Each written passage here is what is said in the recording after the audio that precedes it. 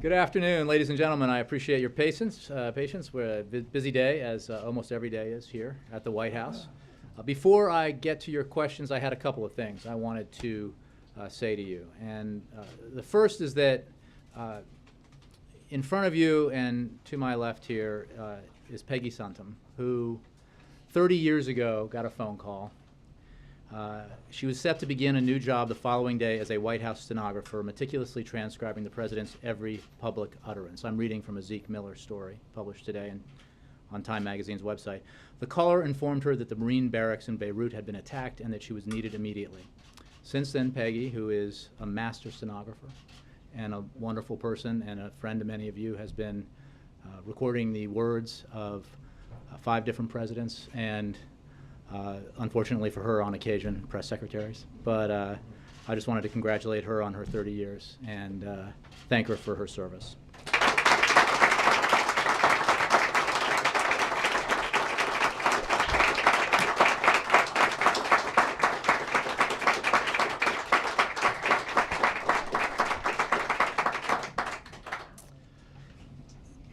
I also have an announcement that on Wednesday, November 20th, President Barack Obama will award the Presidential Medal of Freedom. The Medal of Freedom is our nation's highest civilian honor, presented to individuals who have made especially meritorious contributions to the security or national interests of the United States, to world peace, or to cultural or other significant public or private endeavors. Additional details about the event, including media logistics, will be released at a later date. As you know, this year marks the 50th anniversary of the executive order signed by President John F. Kennedy establishing the Presidential Medal of Freedom, as well as the first ceremony bestowing the honor on an inaugural class of 31 recipients. Since that time, more than 500 exceptional individuals from all corners of society have been awarded the Presidential Medal of Freedom. And with that, take a few questions. I think it's out there who the recipients are. Yes. I have to say it was a distinct pleasure for me to speak with Ben Bradley about the fact that he'll be receiving one this year. Jim. Thanks, Jay. On healthcare, Secretary Sebelius on CNN yesterday said that the president was not aware of any of the problems with the healthcare.gov website before it launched.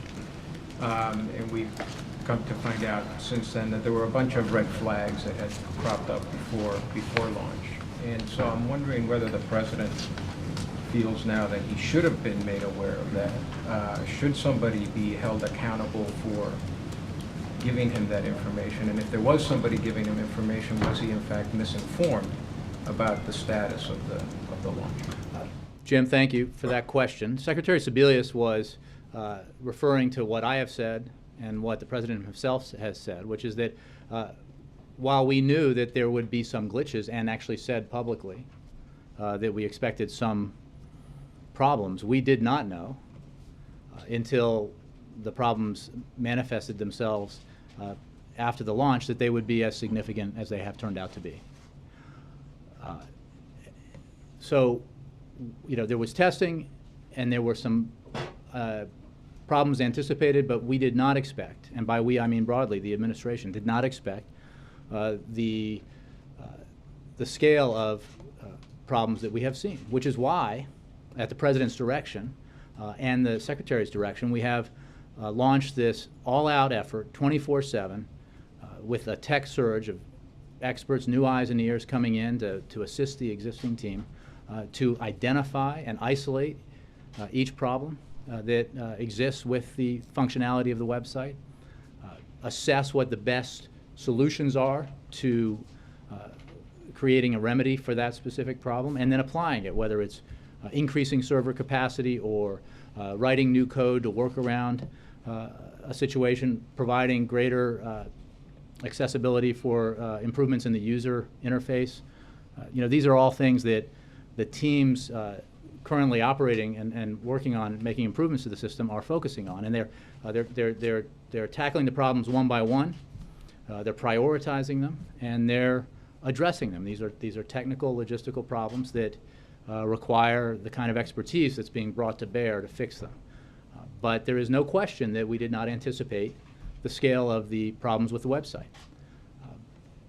What is also important to remember is that the website is not the Affordable Care Act.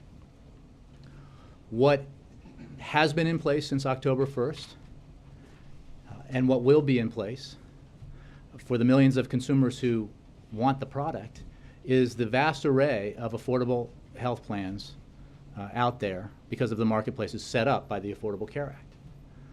And every day, more and more Americans are submitting applications, they're enrolling, they're shopping, and they're finding out that they have access to affordable health insurance. And if they're among the 15 to 20% of the American people who did not have insurance in the past, they're discovering that they have options available to them that make it affordable and that will provide them, come January 1st, security that they've lacked in the past. And while the struggles that individuals have had with the website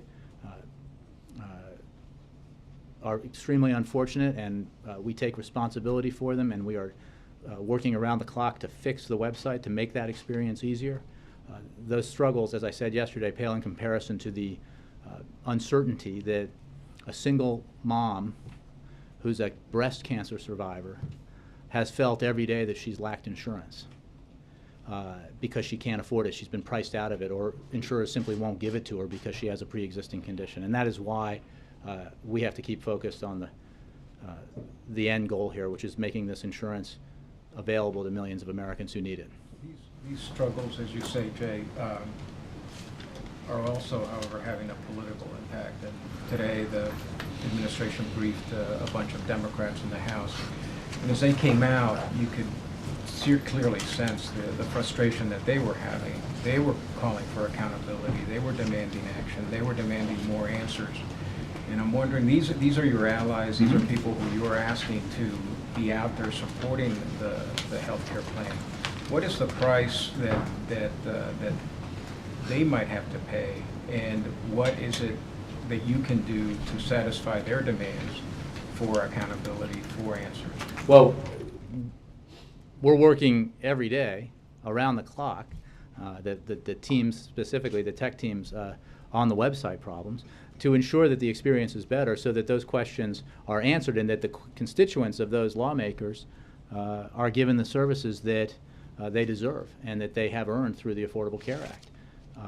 So the frustration that lawmakers who supported the Affordable Care Act feel over the fact that a portion of it is not functioning at the level we want it to function is frustration shared first and foremost by the President and by all of us. And that's why we're crashing on these problems and applying a high level of expertise and experience to fixing them.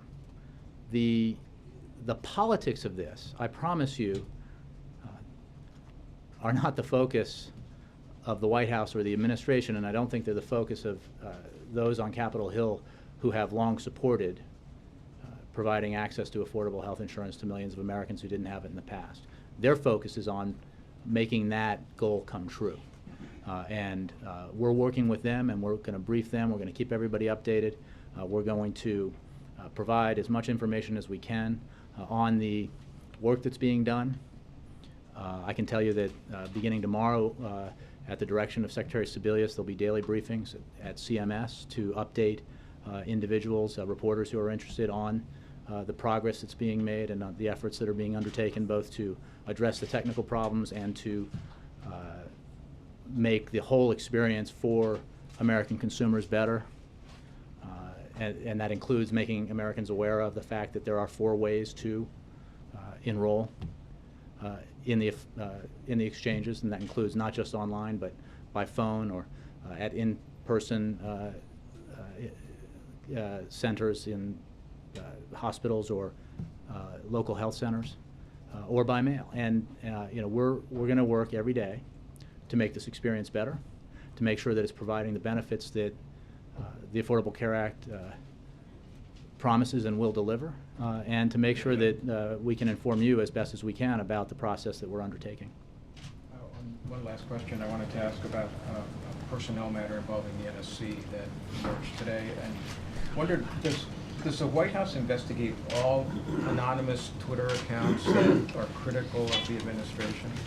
You know, I do not have any information on personnel matters. I can tell you that the individual does not work here anymore. He was an employee of the State Department on temporary duty here, but I would refer you to him. I just don't have anything on it for you. I mean, there are obviously codes of conduct in general, but this on specific instances or even a broad question like that, I don't have anything for you. Yeah. On the Affordable Care Act rollout, Senator Shaheen, a Democrat, has said that many of her constituents are frustrated in enrolling and has asked that the President consider a delay in the sign-up period. Is that something the President would consider or is considering? Mark, what I can tell you is that today Americans have access to affordable coverage, today. And that was true on October 1st. They can enroll in 4 ways, as I just mentioned to Jim. And we are working on the problems that are real and significant and unacceptable that exist in one of those avenues to enrolling on the website.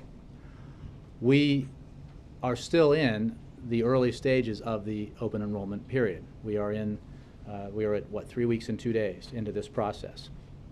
So we remain focused on making improvements to one of the avenues through which you can enroll, individuals can enroll, and in making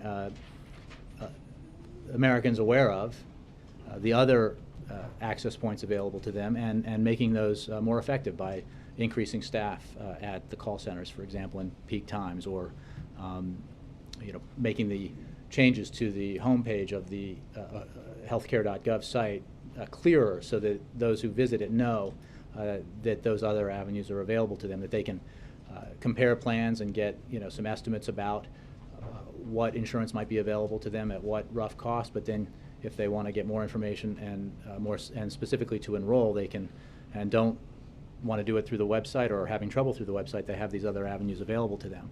And we're gonna tackle this problem every day. We're gonna run this play, and we're gonna get 3 yards, and we're gonna keep running it, and we're gonna keep making progress. And the important thing is that the insurance that is the core of this program is made available at affordable prices to millions of Americans who didn't have it. And I think we're not making excuses for the serious problems that consumers have encountered on the website, but an element of this is the enormous demand that's out there. And we had high expectations for interest levels, but we did not expect what we saw and what we have seen. And that's a challenge to us to make this law work for those people who want it to work for them. And that has nothing to do with politics. That has to do with the security of families across the country. There are a lot of stories, and I think you've seen them in the press, of people who have gotten through, have enrolled, or have shopped and simply made themselves aware of the fact that their lives are going to change fundamentally for the better on January 1st because they're going to have affordable health insurance that they did not have before, or because they had a pre-existing condition that priced them out of the insurance market entirely. And it's hard to measure the importance of that in the lives of individuals across the country. I can jump to an international question. Sure. You addressed yesterday questions about a possible rift with Saudi Arabia over that country's concerns about U.S. policies towards Iran and Syria. I'm just wondering whether you have learned about those concerns through anything other than press reports, whether the government there has expressed those to you directly. I think I said yesterday that Secretary Kerry had been meeting with, in Paris, his Saudi counterpart, and we obviously have a very close working relationship with Saudi Arabia, have had for a long time. We have an enormous amount of important business that we do on a bilateral basis with Saudi Arabia, and that is a relationship of both friendship and respect. Obviously, we have disagreements on some issues, and we work those out in a candid and forthright way as we maintain the basic foundation of a very important relationship. And Secretary Kerry addressed this, I think, at length when he took some questions in the aftermath of those meetings. And so we're going to keep working with our Saudi partners because that relationship is very important economically and in national security ways. And then lastly, on the Twitter issue, without asking you to address any specific personnel matters, does the White House, as a result of this, take any additional procedures to ensure the security or the integrity of tweets put out by employees of the executive branch? On that point, I think it's important to know that you know, unless you have an authorized official Twitter account or social media account, as some of us do, White House employees are not able to access social media sites like that at all, obviously for personal use. So, you know, I have @PressSec, Josh and others, Jamie have official Twitter accounts, but you can't go on Twitter and sign up for an account unless it's authorized. Yeah, Thanks, through White House equipment.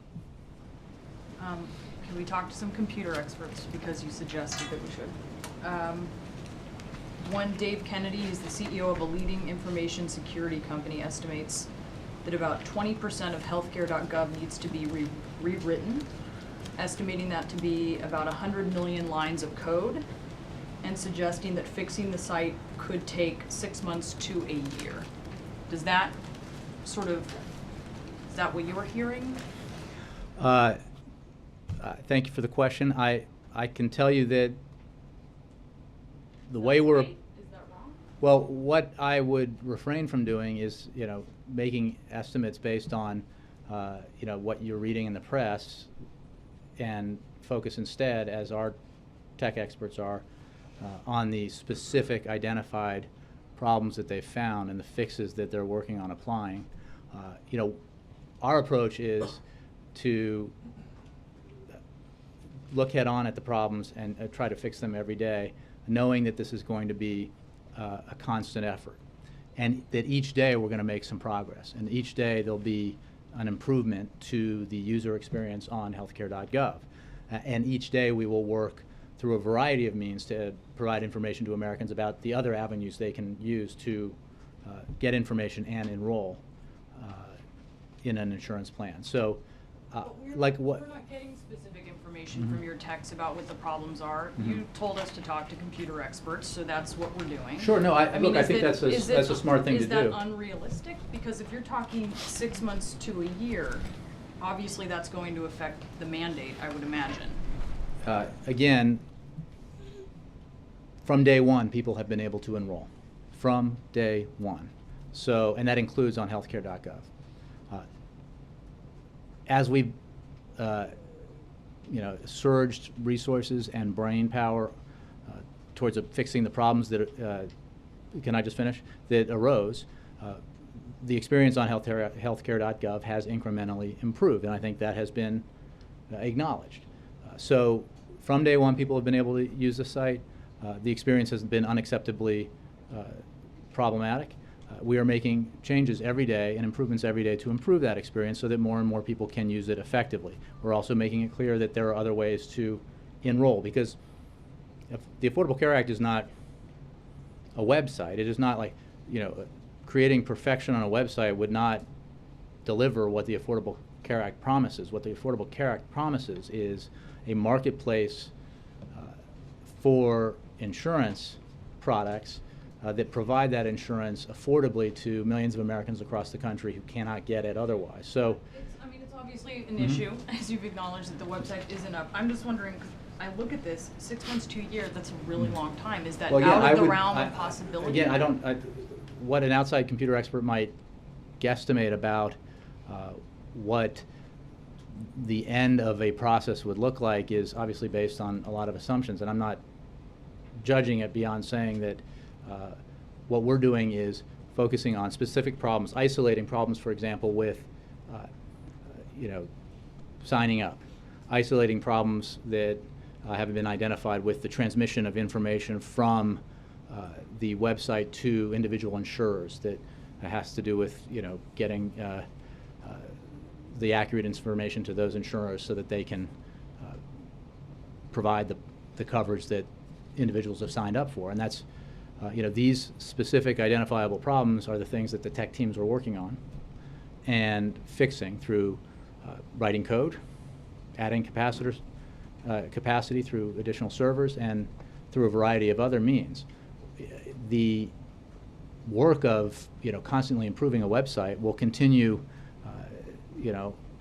I think, day by day. So it's not, what I can tell you is that a week from now it's going to be better than it is today, and a week after that it's going to be much better than it is today, and that's going to continue and continue. So I don't know what endpoint an outside computer expert might be imagining. What we know is that today and every day individuals are able to get important information from the website.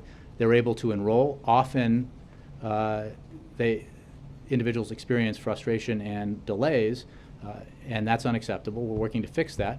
But others are succeeding in enrolling through the website. Others are going through the different avenues that are available to them, and we're just going to keep breaking rocks on this until we are satisfied that Americans are able to use that website at a level of functionality that meets our expectations. Can I lastly Sure. ask about, so a lot of computer experts told us that just because of how much code they estimate that to be, and again, that's what we have to go on because we don't have specifics, they actually say it would be easier to start from scratch, to scrap the whole thing and start over. Is that under consideration? Again, I think it's important to note that two things. One, we have tech teams working on specific fixes to the existing system. So our belief is that we are making fixes to the existing system. We're dealing with the volume on the on the website, rather the traffic, by increasing our bandwidth and improving site architecture. We're substituting in hardware to make changes that make it more optimized, and we're improving database queries. We're, there were tests done. There are going to be more tests done now that we know what we're dealing with in terms of volume. We're listening to consumer feedback and making changes that make that respond to what the consumers are saying they want, so that existing features, for example, like the tax calculator or the ability to just search for general information about available plans, is more prominently featured so that the consumer experience is improved. And we're just going to, we're going to tackle this day by day. And we have, some extremely talented people working on this and working with the existing team, and at the direction of Secretary Sebelius and the President of the United States, they're going to work tirelessly until the consumer experience on the website matches the President's expectations. Jim. As tempting as it is to ask you another question about healthcare, I'd like to change the subject for a moment. Okay. I was going to say you can keep at it. On immigration, what has the President done specifically, or the administration done specifically, to restart after the shutdown and now after this Obamacare issue? Restart in the House an comprehensive immigration reform bill. Noting, of course, that the shutdown ended about 5 minutes ago in Washington, in the way it feels, really, but only a few days ago, and that we averted, economic shutdown globally only a few days ago. The fact of the matter is that the minute that totally manufactured crisis was resolved, the President made clear in the remarks that he delivered that he firmly believes we can get comprehensive immigration reform through Congress and on his desk by the end of the year. So the answer to your question is we're talking with members and staff members in Congress about how to move forward. I note that the Speaker of the House today said that he believes it's an important issue that can be and should be addressed. And there are a variety of ways to do this, and obviously the leaders of the House have to decide how they want to proceed. The Senate has passed a comprehensive bipartisan bill, a very significant achievement, and it doesn't match word for word what the President necessarily would have written, but it meets the criteria that he set, and he would sign it if the House were to pass essentially the identical version. The way that it, as I understand it, needs to work is the House still has to produce its own bill or bills, and that would have to be conferenced. So we'll work with the House. We'll work with every interested party of both parties, or no party, to try to move this forward. Because the point the President was making when he identified immigration reform and a budget deal and the Farm Bill as things that could get done at the end of the year. He was isolating them because bipartisan work has been done already on those areas. And that, of course, when it comes to the budget, there is a conference coming together, which is something that we had hoped and called for all year. He did not, although it was suggested in some places, and I'm looking at you, Peter, somehow lower his ambitions. I mean, if anybody had said at the beginning of the year that if we had identified completion of comprehensive immigration reform as a goal to achieve at the end of the year, that was somehow small potatoes, you would have been laughed at. That's a big deal, and we think we can get it done. So obviously it depends on the House acting. And we're going, sure, go ahead. On that part, there have been in the last couple of days proposals made from the Republican side, which seem to include even a pathway to citizenship, perhaps a more difficult pathway. Has the White House reached out to those people across the aisle and begun to talk to them I don't about know that? about specific conversations related to specific proposals. The President's interested in constructive proposals that would move us forward and lead us to achieve a comprehensive solution that meet his criteria, and a pathway to citizenship is one of them. It's the one that he envisioned and the one that the Senate passed is a serious piece of business. It requires getting in the back of the line, paying fines and past taxes, and it's a very responsible approach to meeting that challenge, and it increases significantly resources for border security. It addresses the issue, the profound issue that especially technology companies, but other companies have identified, American companies, and that is the need to retain highly capable talent here in the United States, immigrant talent, people who come here to study at the best universities in the world and haven't always been able to stay, to start businesses or to go work with American businesses because of our immigration laws. So there's a lot of important work that was achieved in that comprehensive bill that passed the Senate that meets the President's criteria, and he believes that there's a bipartisan majority in the House, and probably a significant one, that would support that similar comprehensive approach. So we're going to work in every way we can to get that done. We believe it's in the interest of the country, it's in the interest of the economy. I mean, when we talk about ways that we can grow the economy and add jobs, let's pass comprehensive immigration reform. I guess Sure. trying to get a little more pointed on this is that because of what happened with the shutdown and the fact that nobody trusts anybody anymore across the aisle, is the President going to do anything to try to bridge that trust again by talking to those on the Republican side? Yes. Here's where I think it's important to remember. The experience we all enjoyed, and I use that sarcastically, in the shutdown, wasn't brought about by Republicans. In other words, it wasn't brought about by all Republicans. It wasn't supported by all Republicans. It was caused by a faction of the Republican Party in one house, with some prominent help by supporters in the other house. There are plenty of Republican lawmakers who want to make progress on comprehensive immigration reform, and we've had a lot of conversations and consultations with them at the presidential level. I mean, Senators McCain and Graham have played enormously constructive roles in this process and will continue to do so. And there are members of the House Republican Conference who support that kind of bipartisan comprehensive approach. So this is not about, mistrust between Democrats on the one side and Republicans on the other. I mean, a lot of these challenges have to do with allowing the natural bipartisan coalitions that can be formed to form, and for those bipartisan coalitions to vote on bipartisan solutions. If that happens, we can get comprehensive immigration reform, we can get a farm bill, we can get even a budget deal. So those are lofty goals, but they're achievable. Major. One bit of housekeeping. There are several healthcare CEOs here today to Yes. meet with White House officials. Will the President also meet with them? And can you tell us who they're meeting with, and will you provide a list of all those who are attending? Let me do that right now. I appreciate it. As you mentioned, senior administration officials are in fact meeting today with health insurance industry CEOs at 2 p.m., 15 minutes or so, at the White House. The officials include Dennis McDonough, Valerie Jarrett, Secretary Sebelius, and Chris Jennings. The purpose of the meeting is to continue to discuss open enrollment and ongoing implementation of the Affordable Care Act.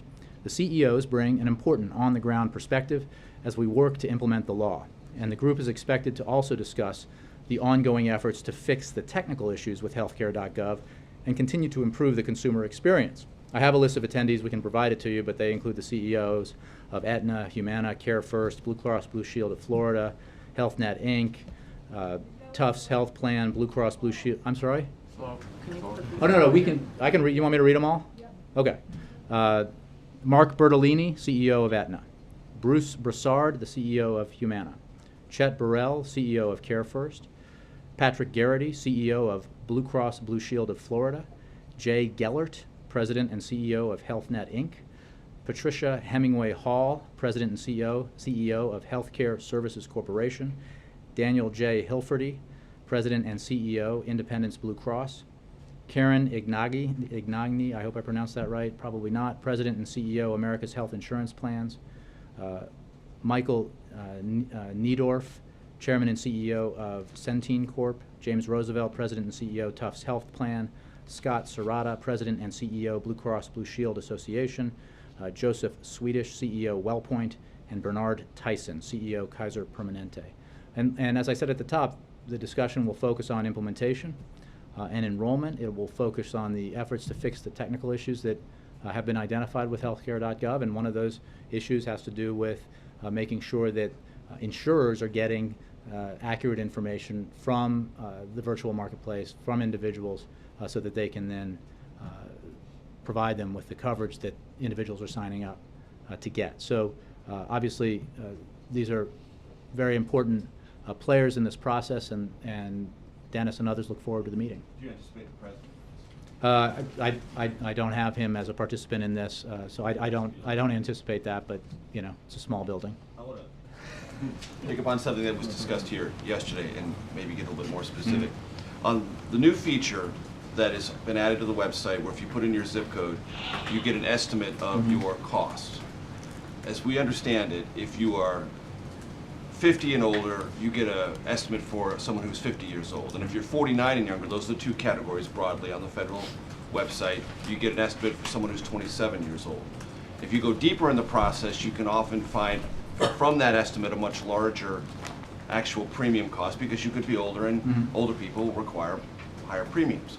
Is that something that you're going to keep? And do you find that there's anything that's deceptive or less than clear or candid in that consumer experience that you're trying to provide?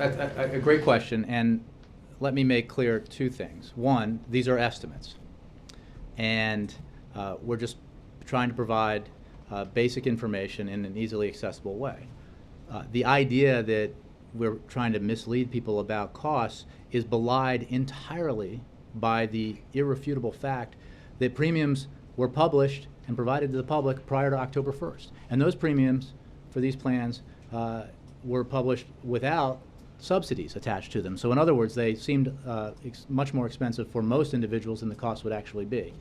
So, but in terms of making improvements to the website, you know, moving this feature into a place so that it was more accessible for average users so they could window shop was a change they'd made. You know, and specifically, I don't know what other changes they may make, but I'm sure they're going to continue to try to make the user experience better. One thing that's important to note is that in terms of the volume we've seen, the volume, because there have been some assertions that have to, you know, that this making this feature available has affected or had something to do with the technological problems that have existed. The volume we've seen that began on October 1st was roughly 30% browsers and 70% potential enrollees or applicants. Since this feature was added, that percentage breakdown has not changed. Has not changed. The reason I ask is some of the statewide exchanges don't have a zip code at the front end. They have an age at the front end, so you get a much more direct and more rapid explanation on their websites of the premiums that you're actually going to pay as opposed to an estimate.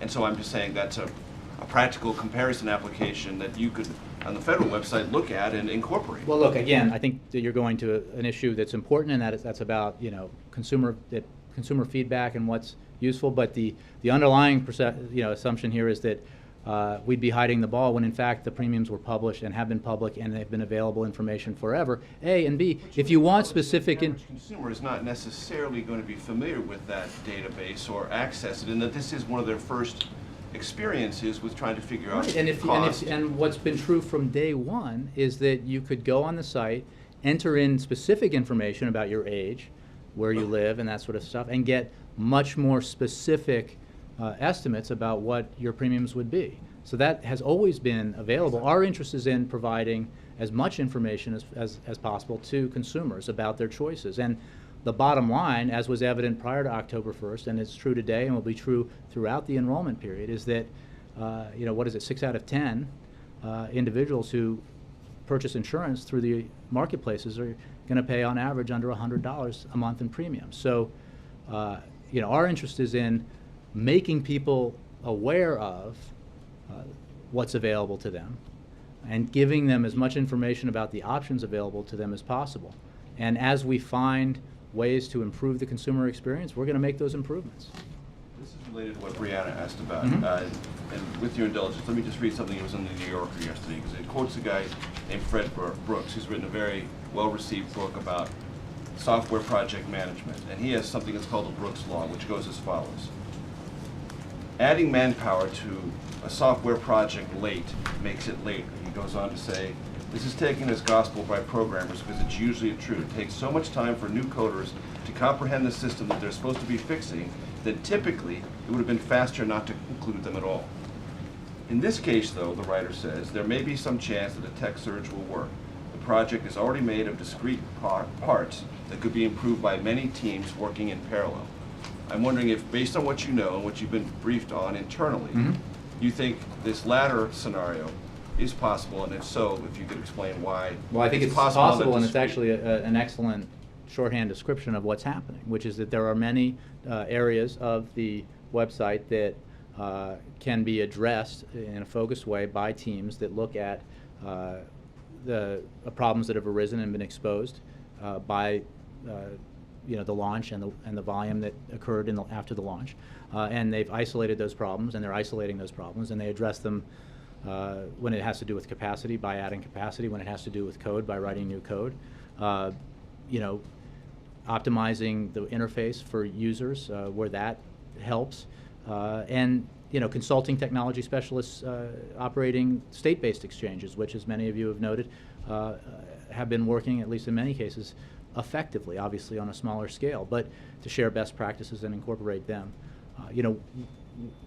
It's important to note that what we've done here is bring in some fresh eyes and brains and had them attach them to existing teams. We're not starting fresh, and asking people to suddenly learn the system, having lost the expertise that existed as the system was built. These are new eyes and tech experts who are being brought in to add capacity, brain capacity, and a fresh look as we address these problems. And the specifics you mentioned there, will they be part of the briefings that will commence tomorrow at CMS? Because obviously all of us here are very hungry for assessments, specific interventions you're doing, things you're seeing, how you're rewriting the code, or how you're dealing with capacity. Will we finally get to the point tomorrow at these briefings where we can actually hear and see and tangibly report on these developments? The answer is that's the idea. We're setting up a process where there'll be regular briefings at Secretary Sebelius's instigation that would try to answer your questions and provide as much information as possible about this ongoing work. And it's very technical. It's very process oriented, and it's, I think, important that it's housed over there because that's closer to the ground. That's where this is happening. CMS obviously oversees this process, and the Department of Health and Human Services oversees CMS. So that's the idea, that we're going to try to provide as much information as we can. I can promise you that every question that you have, we won't be able to answer, or they won't be able to answer right away. They may have to go back and get more information, but there's going to be an effort here to give you a sense of what's happening and how we're addressing these challenges. Ed? I want to talk healthcare, but a couple of foreign policy issues first. There were reports out of Germany this morning that the German government believes that as part of the NSA surveillance, the U.S. government was monitoring Chancellor Merkel's cell phone. Can you confirm or deny that? I can tell you that today President Obama and Chancellor Merkel spoke by telephone regarding the allegations that you mentioned, that the U.S. National Security Agency intercepted the communications of the German Chancellor, and I can tell you that the President assured the Chancellor that the United States is not monitoring and will not monitor the communications of the Chancellor. The United States greatly values our close cooperation with Germany on a broad range of shared security challenges. As the President has said, the U.S. is reviewing the way that we gather intelligence to ensure that we properly balance the security concerns of our citizens and allies with the privacy concerns that all people share. Both leaders agreed to intensify further the cooperation between our intelligence services with the goal of protecting the security of both countries and of our partners, as well as protecting the privacy of our citizens. Thank you. And when you say, pardon me, not monitoring, does that leave the door open to the possibility the NSA, as part of a broader sweep, picked up some of our communications but was not, quote unquote, monitoring? All I can tell you is what the President told the Chancellor. The United States is not monitoring and will not monitor the communications of the Chancellor. As we've said in the past, we gather foreign intelligence just like agencies, similar agencies of other countries. But we are working to, as the President has said, to review the way that we gather intelligence to ensure that we properly balance both the security concerns of our citizens and allies with the privacy concerns that everyone shares. President, this afternoon meeting with the Pakistani Prime Minister, obviously a lot on the agenda. One issue, though, that has come up in the last couple of years is this Pakistani doctor who was put in prison because he helped the U.S. government find bin Laden, which obviously the U.S. government felt was very valuable. Is that something the President is still pushing on? Is that something he would raise? Absolutely, and I can tell you that our position on Dr. Afridi has long been clear, and I'm sure we will again make it clear during this visit. We believe his treatment is both unjust and unwarranted. He should be released. Bringing Osama bin Laden to justice was clearly in Pakistan's interests, and the prosecution and conviction of Dr. Afridi sends exactly the wrong message about the importance of this shared interest. So this is something that we have, in a sustained way, made clear to Pakistan and will continue to, including during this visit. A couple quick ones on healthcare. When Jim asked you at the beginning about what Secretary Sebelius told CNN about the President not being told before October 1st, you seem to confirm that timeline. I wonder, why wasn't the President told, though? This is his signature achievement. Sure. Was he being insulated from the potential damage? Why wasn't he told? Sure, it's very similar to Jim's question. What the President made clear, and he's on the record saying this, I think, well ahead of the launch, is that we expected hiccups and glitches, as you would expect from the launch of any major complex website. That's what we expected. That's what I think the teams expected. And we did not expect or anticipate the scale of the problems that that has occurred. And that's that's on us. And there's no question that testing was done, and testing should have been more thorough, and therefore we would have been more prepared for this this kind of challenge. Stress test that the Washington Post reported on yesterday, where hundreds were simultaneously getting on the site, and it crashed. Mm-hmm. Was that not passed on to the President? And if not, why not? Ed, I think that what we've said is that there were tests done, and that while there was an expectation that there would be problems and glitches, that they would not be of the significance and scale that we've seen, and that they would be ones that could be dealt with. And while the site was operating relatively smoothly, again, with the understanding that the launch of any website of this complexity would have some initial problems. So the answer is, I think the fundamental answer to these questions is, it's absolutely correct that the website from October 1st has not and did not operate as smoothly or even close to as smoothly as we anticipated, based on the information that we had, and that includes the people working on the site itself. And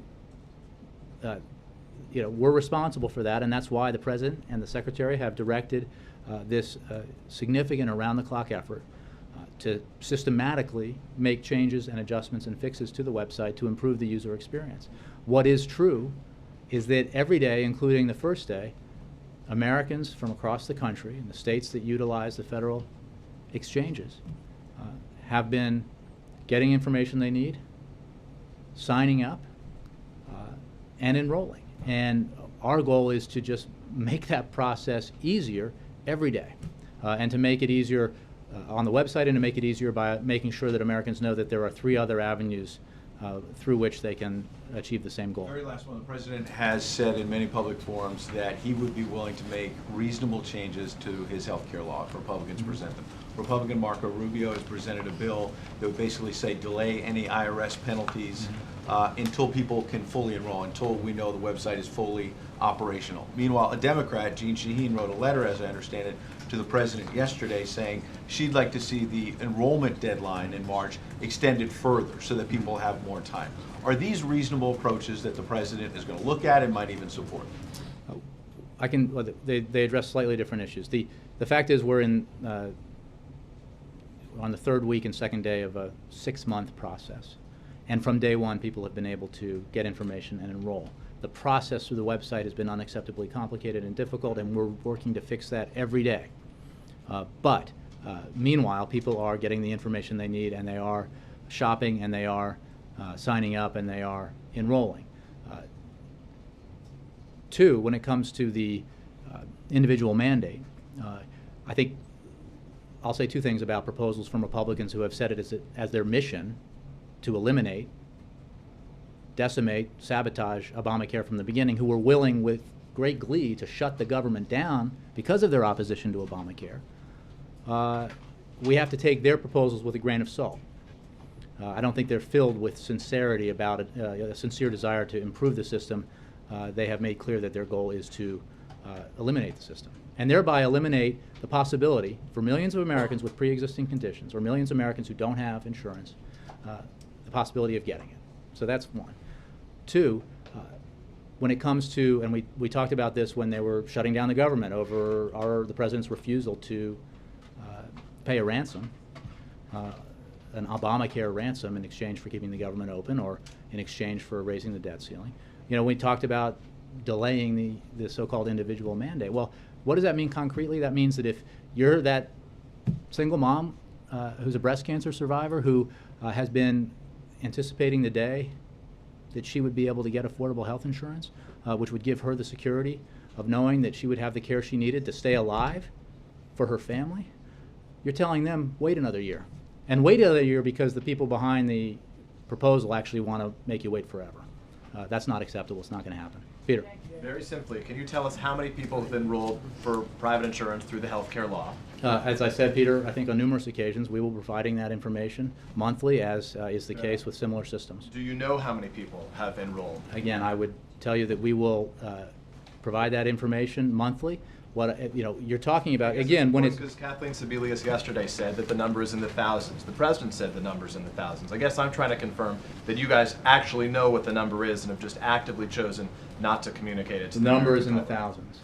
I think the point is, and I think that the Secretary said this, is that we want to make sure the information is correct. We want to do it on a regularized basis.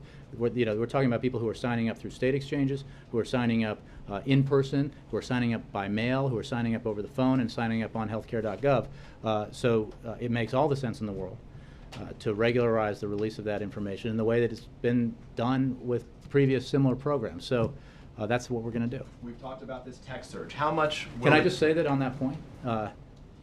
We have made clear from the beginning, including before we've encountered the problems that we've seen on the website, that it has been our expectation, because this has been the case in Massachusetts, and it's been the case with other programs, that when there is an open enrollment period, people tend to, the disproportionate number of people who demonstrate an interest in the product shop and don't buy en masse until the end. That was the case in Massachusetts. That was the case with a variety of other programs, including federal programs. So that's always been our expectation, that the majority of people would be enrolling closer to the deadline. One of the reasons why we had this 6-month period is to provide a lot of time for people to shop and look at their options, because this is a new deal for people, and it's a special and important deal for people. A couple questions quickly, if I can. First of all, how much money is this tech surge costing us, or should we anticipate the tech surge will cost us? What I can tell you is that some members of the so-called tech surge are presidential innovation fellows. They're paid already, and they've been assigned specifically to this task. There are others who are already government employees who are being assigned to the task, and then there are those who are coming from the private sector, and they're being hired by contractors under existing contracts. Okay, then I want, finally, if I can quickly, we've spoken to a number of healthcare providers, insurers like the visitors that are going to be here at the White House today. They're reporting a number like 10 to 20 insurance enrollments a day. One of them told us that there was a 50% error rate, which means the data they're receiving, not the registration process, the data they're receiving is wrong half the time. And that information doesn't just come through the website, it comes through the computer system in general. So when you call in or you do it in person, that same transmission system provides, the language refers to what's called an 834, but a data transmission sheet with information that is wrong. So given that, is it unfair to tell Americans right now to keep trying if so much of the information that's being provided the insurance companies is presently wrong? Well, the percentage error rate is not, I don't know, but I can tell you, and I mentioned this at the top, that one of the problems that has been identified and that is being worked on is that stage towards the end when information is provided to insurers. And 834, I believe, is what how it's identified. And that's something that I expect will be discussed with the CEOs of insurers today. And we are, the tech team is working specifically on this challenge. Now, it's a fair question. Should Americans who know that there are errors in the transmission of this information be frustrated? Yes. Should they therefore decide not to buy insurance? I think the answer is no. Because the people who, remember, 80 to 85% of us already have insurance through our employer or through Medicare or Medicaid. It's those other millions of Americans for whom these marketplaces have been built, and for whom the security of having affordable health insurance is something extremely valuable. And our goal is to make purchasing that insurance as easy as possible, and we are enormously frustrated that we haven't succeeded thus far in making it as easy as possible through the website, and we're going to work every day to make it as easy as possible. But the point is to provide the insurance that the Americans who have shown interest in it want so desperately, and that's what we're going to focus on. So the answer is yes. For those people who are frustrated, to tell them we're working on the challenges here with the website, but what we're doing is not just fixing a website, we're making sure that they have insurance. Yeah, I just want to say, guys, for everybody in back, I think we did about 45 minutes on the front row, so which is why I mix it up sometimes. But I just want to get, I'm doing it, April. I'm here. Jay, yes, sir. Following up on what you said earlier about a code of conduct for people with White House I just mean generally. Again, I'm not going to talk about the specific case. I don't know. I have no details about it. The individual doesn't work here, and I would refer you to him. Assume that tweets by people with approved accounts amount to statements on behalf of the White House and the administration. There's language attached to those accounts that says whatever it says in legalese. So, and I think those are archived just like every email that's sent. For example, would it be proper for someone with an approved White House account to retweet an item from a satirical publication that makes fun of the president's opponents? It depends. Again, I think it depends on the context. If you want to show me an example of it, like I can tell you that, as a spokesman, as somebody who's out on the record every day, there are things that I say I wish I could have back. I'm sure that's true when I speak officially of almost everybody. There are things I say speaking officially that sometimes I wish I could have them back. They're not said eloquently or grammatically, or maybe the tone isn't right.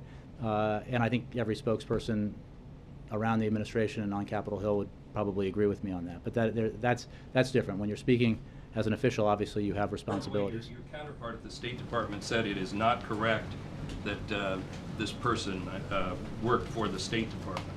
I'll have to take the question then. He says at one point he had been a State Department employee detailed to the White House, but at some point this summer he was made a National Security Staff employee, and that's why they're handling the questions about the personnel matter there. Okay, Peter, I think I've said I don't know a lot about this.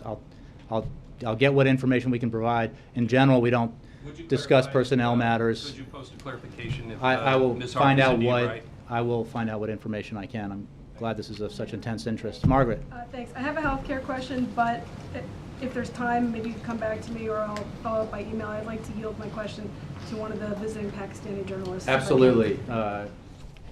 Please, go ahead, sir. And identify yourself. My Yeah. name is Naveed. I'm from Daily Business Recorder, Islamabad. My first question is: the peace accord in Afghanistan and Pakistan depend on opening talks with the Taliban. Are both countries facilitated by the United States? Yet no such talks have begun, and there is no certainty that they will. What happens after 2014 if no such talks have succeeded? You're talking about reconciliation talks between the Afghan government and the Taliban? Yes. Well, we absolutely believe that ultimate peace and security in Afghanistan depends on reconciliation, and we have played a role in trying to facilitate that process. But it is a process that involves the two parties directly, and we're going to continue to work on that with our partners in Kabul. It's an important challenge because ultimately this needs to be resolved in that way. So I think the separate issue when you talk about 2014 has to do with our ongoing consultations and with the Afghan government about the bilateral security agreement. There was a significant progress made recently in those talks when Secretary Kerry was there, and I'm sure we'll have more information for you on that, as well as our decisions about continued support for Afghanistan in the aftermath of 2014. Mara. Well, do you want to go back Oh, to sorry, Margaret and then Is the United States prepared to provide civil nuclear technology to help Pakistan overcome its energy crisis along the same lines as the U.S.-India civil nuclear accord? I'll have to take the question. I don't have an answer to that. Yes, Margaret. Thank you. I just wanted to clarify with the CEOs, is what the president is trying to do through Dennis and Valerie, if he doesn't pop in himself, to assure them that this isn't going to fall apart and that the financing of the expansion will make sense, or is he soliciting help from them and trying to figure out how to improve the website? Basically, I know they're going to talk about the problems and try to move forward, but kind of how? What's the focus? Well, first of all, the technical work is being done by the teams who are working on the website. I think the insurance companies themselves, and I would obviously point you to what they've said and what their positions are, have a great interest in the Affordable Care Act working effectively, and that and by working effectively, therefore, increasing the number of insured Americans in the private insurance market. So it's obviously an issue of great interest to them, and one that we have consulted with them regularly on since the Affordable Care Act was being drafted. So this is a part of that process, and I think, again, I identified the senior officials who are in the meeting. The President's not scheduled to attend, but certainly the Chief of Staff, the Secretary is, and it's something we view as an important part of this process. Mara. I have a question on immigration, just to follow up on Jim's question. You mentioned Senators McCain and Graham, but since the action on immigration or the inaction is in the House, does he have plans, or has he talked to House Republicans about this, or is this the kind of issue that his direct involvement at this point would be counterproductive? Well, that last question is always an interesting one, and sometimes probably best addressed to Republicans who sometimes feel that anything associated with him is not something they could support. So, but it gets at a bigger problem.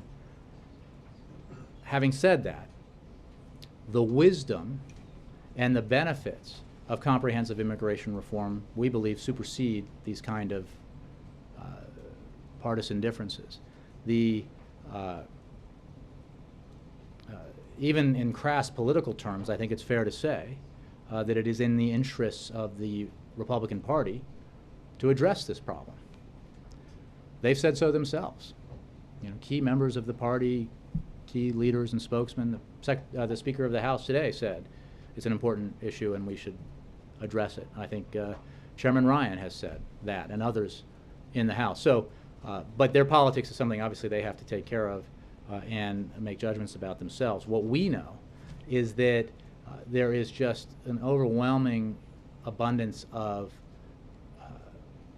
information that argues in favor of passing comprehensive immigration reform. In other words, that if you were a Republican who wanted to argue why you're going to vote yes for something like this, there's just a lot there for you when it comes to economic growth and job creation, when it comes to fairness for middle-class Americans and accountability for all American business, when it comes to dramatically increased resources for border security to build on the substantial improvements in border security that we've already seen in the last 5 years. So we believe that there are conservative reasons to do this, and that there has been broad bipartisan support, and will continue to be, and we hope the House takes action. But has the president had private direct talks with House President Republicans, or has does had- he have plans to do so? Again, Mara, I get that, like, everything is always reduced to whether or not the President of the United States is on the phone with or speaking with the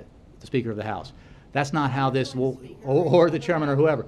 I think that's a narrow view about how this can come about. The answer is he will, he has, and he is having conversations with Republicans about comprehensive immigration reform. But if that's all it took, we would have gotten there already, because we've had many conversations with supporters of it, many conversations with those who are on the fence about it. Ultimately, obviously, the House has to act, and we hope they will. Jackie. Just to follow up on that, in terms of the president talking to Republicans and the efficacy of that, can you rule out what there was the number 2 Senate Democrat, Dick Durbin, said on his Facebook page that someone in recent exchange with the president said he can't even stand, this member of Congress said he can't even stand to look at the president. Can you say whether that happened? Or I looked into this and spoke with somebody who was in that meeting, and it did not happen. Did anyone speak from the White House speak to Senator Durbin about it? I don't know. I don't. My understanding is that, again, from participant in the meeting, that didn't happen. Did anything like it happen that would? Not that I'm aware of, Jackie. And you said you don't want to talk about personnel matters when it comes to NatSec, Wonk, and the firing, but most of the tweets that have been reported are really not very substantive. They're rather sophomoric and take shots at people on really personal levels about their appearance and such, a lot of that. Are there emails that the White House saw that were substantive, that, you know, divulged or gave out information? I mean, this is a person who got fired after all.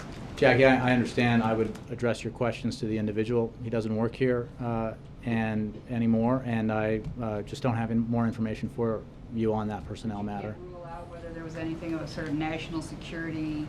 I just don't have any secret. information on that to provide. Carrie, and then April. In the upcoming budget talks, is the White House still adhering to the principle that actually, just in terms of the sequester, any attempt to buy down the sequester over the next few years, that if there are attempts to buy it down, that it's equally divided between cuts and revenue? Is that a principle the White House is adhering to in those talks? Our approach has always been that when it comes to a broader budget deal, we need to apply balance, that reducing the deficit further, building on the progress that's been made that's allowed us to cut the deficit in half since the president took office, requires a balanced approach. And, you know, there has always been, for a number of years now, talk of a grand bargain, of 10-year deals, smaller deals, and so it's hard for me to negotiate from here speculatively about what a smaller deal would look like. But balance is a fundamental principle that this president has not only espoused but put on paper in detailed proposals. So we believe it has long been in the interest of both parties to deal with the arbitrary cuts that the sequester represents. It's done harm, as Jason Furman mentioned yesterday.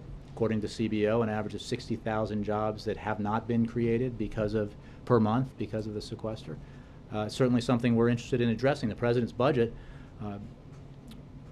eliminated the sequester and then reduced the deficit beyond what the sequester reduces it. So by addressing our budget challenges in a very focused way, making and increasing investments in key areas while eliminating or reducing programs that aren't working effectively or don't work at all. So, and approaching the issue of deficit reduction in a balanced way. So, I mean, that's a broad way of saying that's the principle and the approach that we take into it. We're hopeful that the conference makes progress as they try to reconcile the Senate and House budgets. You know, we're interested in, as the president made clear, a budget deal that moves this country forward, that helps it create jobs, helps it grow faster. Those are the priorities we're focused on. We have been focused on deficit reduction, and we've made a lot of progress in deficit reduction. There's more to do, but we have to do it in a balanced way.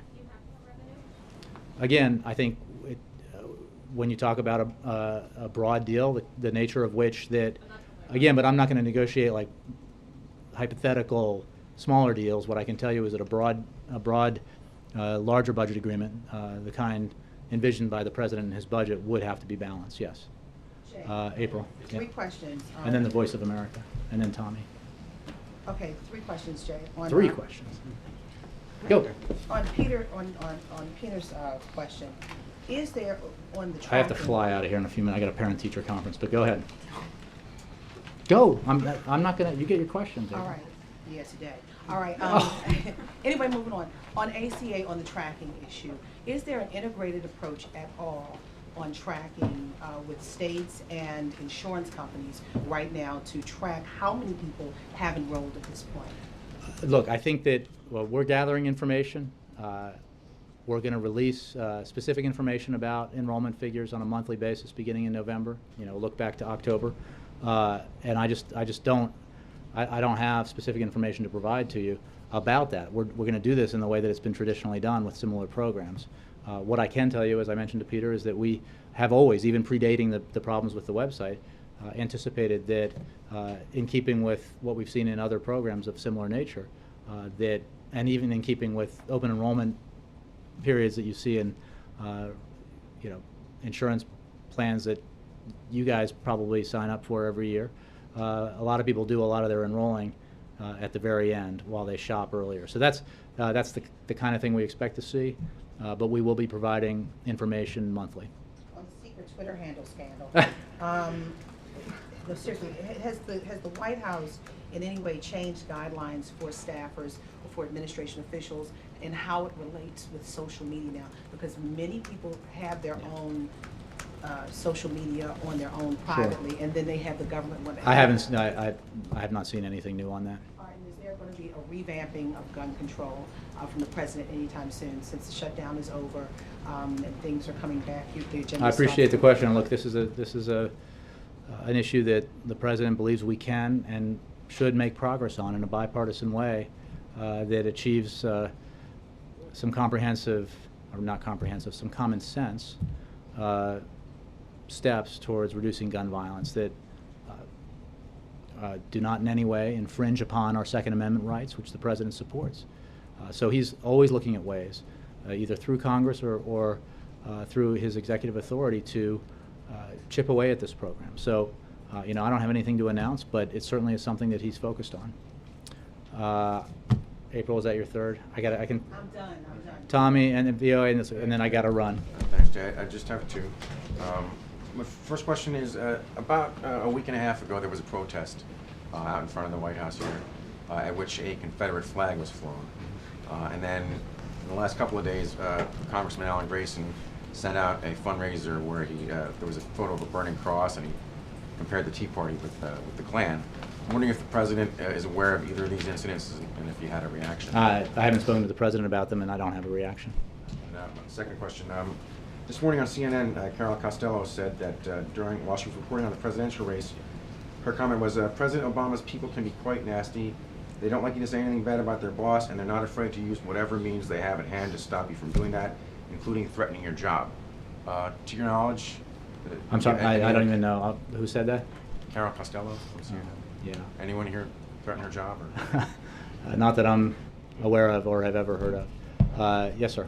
I don't think you're going to be able to do this justice in a few minutes, but on Iran, it seems to be still a huge space between what the Secretary of State said today about an undeniably clear guarantee from Iran about peaceful purposes and what Netanyahu is saying about the need to remove centrifuges, to get rid of plutonium capability, and to remove what Israel calls the military nuclear program.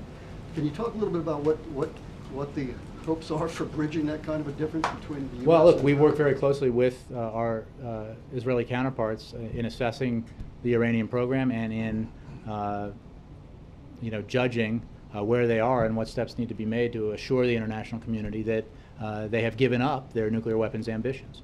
And I think it's two things are indisputable. One is we are where we are with the potential for progress in this area through diplomacy because of the comprehensive set of sanctions that was engineered by the United States and our partners. and that has put enormous pressure on Iran. What is also true is that we will not provide relief for sanctions until we see, concrete, transparent steps by Iran towards reaching that point where they can verifiably demonstrate to the world that they are not pursuing a nuclear weapon. So I think, it is the President's stated policy that we will not accept Iran with a nuclear weapon. And that's a position, obviously, we share with many countries. Thanks. Thanks.